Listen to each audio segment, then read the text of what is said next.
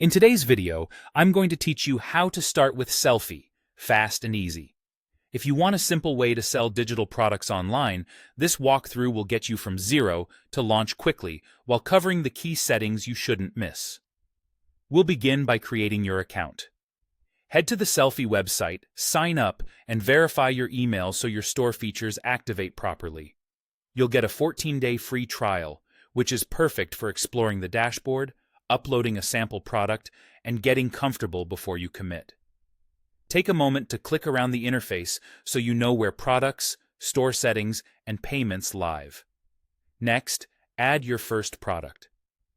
In the dashboard, go to Products and choose Add New Product. Upload your digital file. This could be a PDF, video, audio, or another downloadable format. Give it a clear, benefit-driven name. Write a concise description that explains what buyers will get, and set a price that reflects the value. Add a high-quality preview image so your listing looks professional. A simple cover graphic with the title and a clean background works well. When everything looks good, click Save Product. You can always return to edit details as you refine your offer. Now, customize your store so it matches your brand. Select a theme you like, then adjust colors, your logo, and the layout. Keep your color palette consistent with your existing branding to build trust.